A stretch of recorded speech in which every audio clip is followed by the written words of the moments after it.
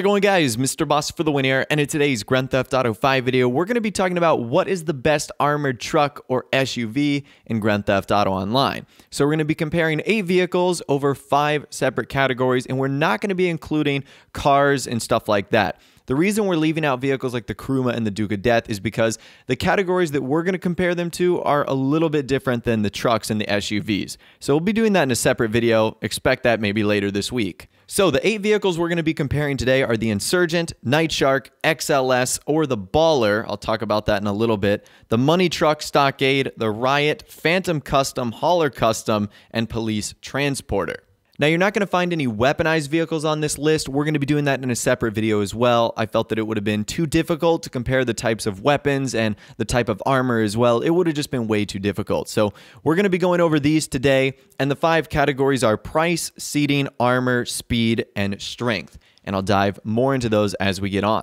So let's start with the Insurgent, and the price of the Insurgent is actually quite respectable. It's only $675,000, making it one of the cheapest yet most powerful and useful vehicles like this we have into the game. So not only does it have a very cheap price compared to vehicles of today's standards, but it can also seat 6 players, which is pretty cool. Now, 4 of those players are on the inside, 2 are on the exterior, so they are going to be kind of exposed to not only falling off, but obviously easier to hit and easier to kill. But that's 2 really positive check marks for the Insurgent, the fact that it's relatively cheap and the fact that it can seat a good number of people as well. Now let's talk about the armor. Now, armor is going to consist of 2 categories. Number 1, bullet resistance, and number 2, explosive resistance. So unfortunately for the Insurgent, it does not have the greatest bullet resistance. In fact, it doesn't have any at all. If you shoot at the windows, they're going to shatter instantly, just like any normal civilian vehicle, which obviously is not all that great because I'm sure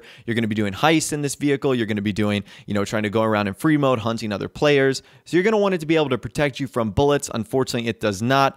But what it excels at is protecting you from explosives. Now, I will say in single player, the vehicles react a little bit differently to explosives just due to some physics and some features, but I will be giving you the multiplayer numbers. So it can actually survive 6 explosions. So whether that's an RPG or a grenade or a sticky bomb, it will blow up on the 6th, so it can survive 5. Now, that number is very important as it can obviously protect you from a battery of fire from not only one, but multiple enemies, which is incredibly awesome. So that is definitely one of the big strengths of the Insurgent. Moving on to its speed. Its speed is pretty impressive as well. So in the Insurgent, I was able to reach around 92 to 91 miles per hour before it eventually ended up topping out. Now, that is in a straight line, and that is kind of in a drag sort of scenario. So getting into that top speed won't happen all that frequently, but the top speed was nice at around 92 miles per hour. Now, as far as maneuverability goes, it's okay. That's another thing I want to include in speed here is the maneuverability of this vehicle. It's not great, but it's not horrible either. You will be able to sort of navigate tight turns, but you will have to slow down and be a little bit more careful than in normal vehicles, obviously. So speed, pretty good, and I would say maneuverability is just okay. Now let's talk about our final category today, which is strength. So strength is going to consist of stopping power and ramming ability. Now, the Insurgent has pretty great stopping power, I will say that. It's able to pretty much just bury through anything that's in its way, which makes it incredibly useful. It also has really good stopping power too, so when it does hit an object, it'll pretty much continue to stay on the same course that it was on. Now, it doesn't have the stopping power like the Vigilante, but obviously it doesn't have a rocket thruster to back it up. But as far as vehicles on this list, it's certainly one of the best. Now, let's move on to the Nightshark. The Nightshark is available for $1.245 million, and it can seat 4 players. This came out with the gun running DLC, and I like to call this the Insurgent Junior because that's almost what it is. Now, as far as the armor resistance goes, it's a little bit better than the Insurgent. Number 1, because it can be updated and upgraded in the MOC.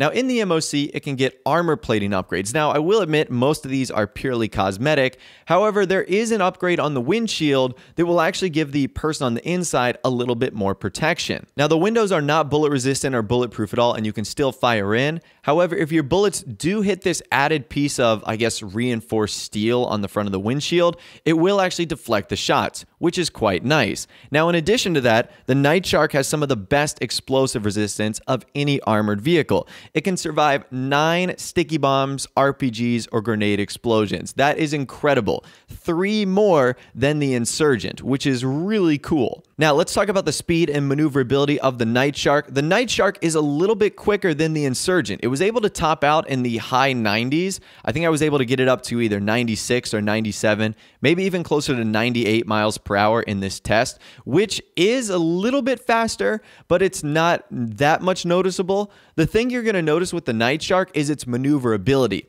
The way it can turn, the way it can stop, the way it can go from one direction to another really quickly, the way it accelerates. Those are things that it excels at way better than the Insurgent. And that's where I'm going to give a huge advantage to the Nightshark. Now, something I'm not going to give a huge advantage to is its strength and its ramming power. Does it have the ability to ram a little bit? Yes, it certainly does, but that is not the strong suit of this little guy, of the Nightshark. It's really just meant to protect you. It does have the 7.62 machine guns on the front, and it's basically a good way to get around really quickly. But ramming other things, it's not its strong suit. If you try and ram something in the Nightshark, you may have some success against smaller vehicles, but other times it will either bounce you out of the way, or you'll find yourself in a situation where you've stalemated that other vehicle and it wasn't worth it to collide with it at all. So that's the second vehicle we're going to be looking at today. Let's move on to the third, and that is the armored trucks and SUVs that came out with executives and other criminals. So there's 2 of them in particular. One of them is the Baller,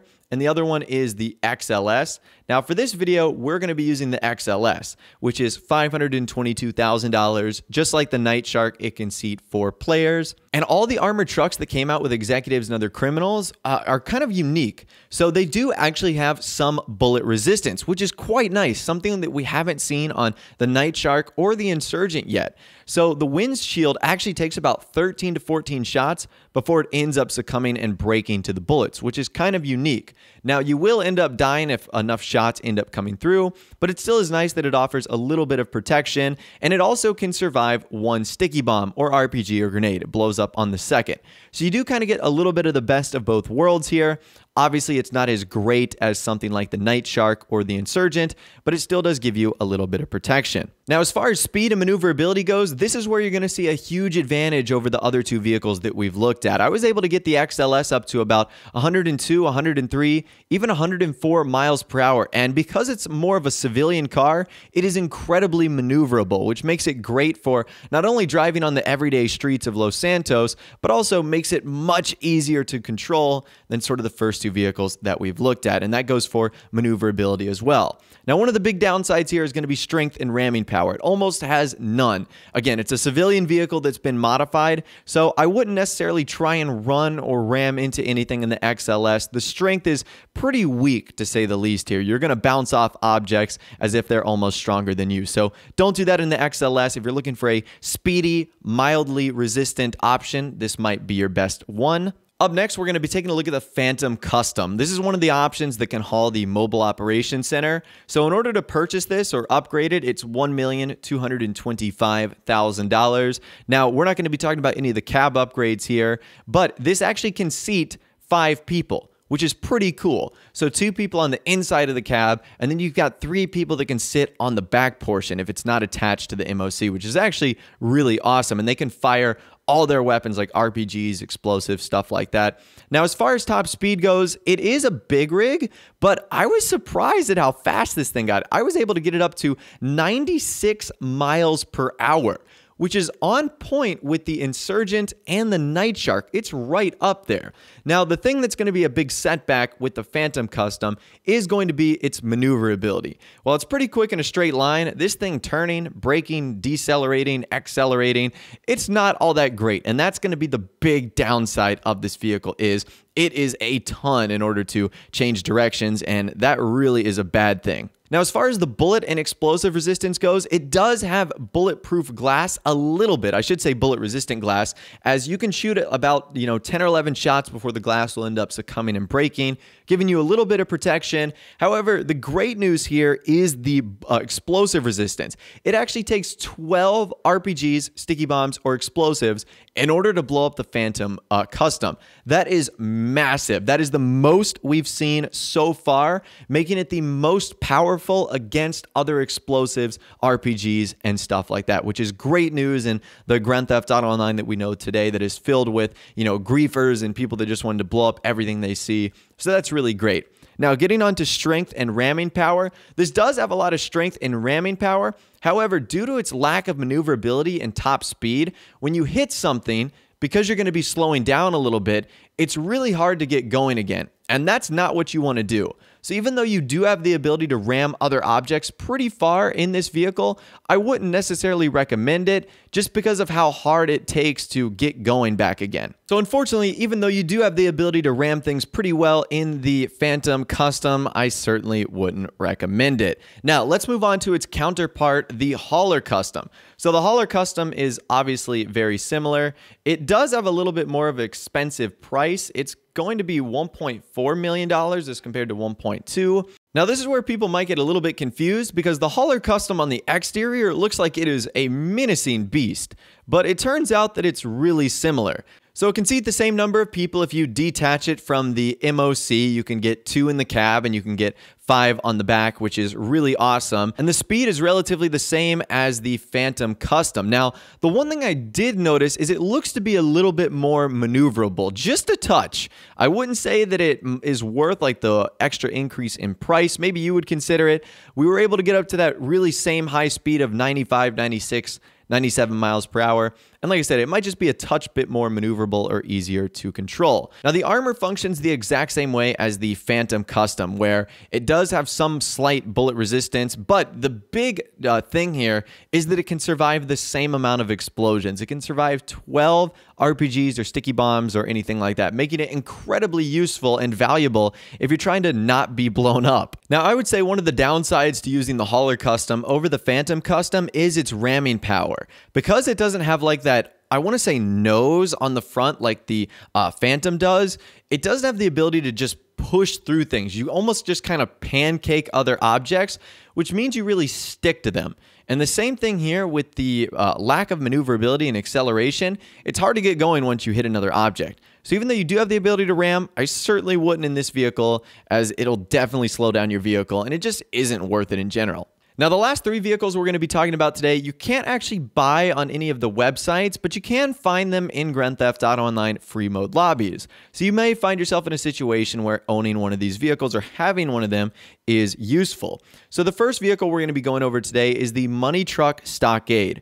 Now, this can seat 2 people, and unfortunately, these last 3 aren't all that great. The Money Truck Stockade doesn't have any explosive resistance. It doesn't have any bullet resistance either. It will blow up with 1 sticky bomb, 1 grenade, 1 RPG. You can shoot straight through the glass, so that's obviously not what you want. The speed on this thing is not all that great. I was able to get it up to around 78 or 79 miles per hour, which isn't awful, but this thing has worse maneuverability than any of the other vehicles we've looked at today, which is not great at all. And its ramming power is pretty much insignificant. You can't really go through anything here. Now, the best part about this vehicle is when you do blow it up, the money scatters everywhere. I wish Rockstar would still continue to put these vehicles in online. It's a shame that they took them away, but they will appear on occasion if they spawn in through missions, which will allow you to use them. Now, the next vehicle after this is the Police Transporter. Now, the only way to get this vehicle is if you have 3 stars and police set up a blockade. This vehicle will actually come in. Now, this vehicle is a 2-seater, and it's not terrible in terms of speed. I was able to get it up to 93 miles per hour, which isn't awful, and its maneuverability is okay. At the end of the day, it is a van, so you don't expect it to be the most maneuverable object in the world. However, the biggest thing about this vehicle is it has a 100% bulletproof windshield. And not many other vehicles in the game can say that. So that is incredibly awesome. It doesn't matter what you try and shoot through that front windshield, it is not going to break. Now, the weird thing is it only applies to the front windshield, as if you go around to the side, you'll be able to shoot through that no problem. And the rest of the vehicle is not armor resistant either. One sticky bomb, one grenade, or one RPG will completely blow this vehicle up. So even though there's no way to own this and the only way to get this is through a police chase, I mean, if you're in this, it's probably going to be okay against NPCs, but all it takes is a sticky bomb or an RPG from someone else, and you guys are pretty much done for in this vehicle. Now, as far as the strength of this vehicle goes, it is not all that great. Since it isn't that fast, it isn't really armored, it doesn't have really any ability to ram whatsoever, so it's not great in that category at all. And then the final vehicle we're going to be looking at today is the Police Riot, which can be found at various police stations around the map. Now, this vehicle is incredibly slow. In fact, it's the slowest one we're going to be going over today. So if you're looking for speed, this vehicle is not for you. It is a two-seater. However, the best part about this vehicle comes in its bullet resistance. So we were just talking about the police transporter. Well, the Police Riot is completely bulletproof, which is awesome. You cannot break the windshield, the windscreen. You can't break the side windows or anything like that. It's completely bulletproof, which is absolutely awesome. Now, even though you're shooting at the vehicle, you can still do damage, which is the unfortunate part that we need to talk about next. It is not explosive resistant at all, which is slightly unfortunate. One sticky bomb, one grenade, one RPG will totally blow this up. Now, its strength and ramming is not all that great either. These vehicles that have really slow acceleration are hard to get good stopping power with.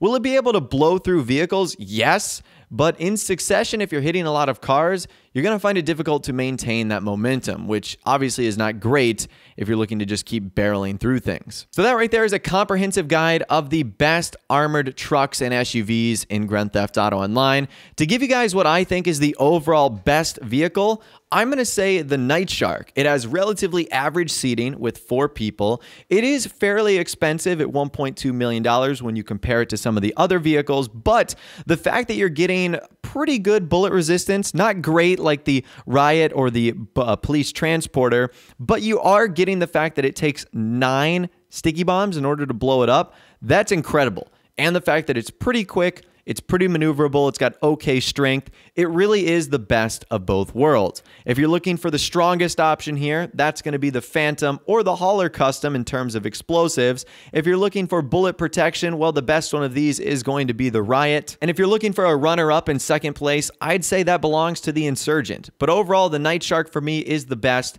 and it's the one you should be using as the best armored truck in Grand Theft Auto Online. But anyways, that's all the information that I'm going to be talking about for you guys in this video today. Hopefully you did enjoy. Let me know what you think is the best armored truck in the comment section down below. I'd love to hear from you guys down there. If you did go and enjoy this video though, a like rating would of course be awesome. And also subscribe to my YouTube channel if you are new or you like daily GTA 5 videos like this. With that out of the way guys, like I said, thanks so much for watching. Take care, and I'll see you guys in the next video.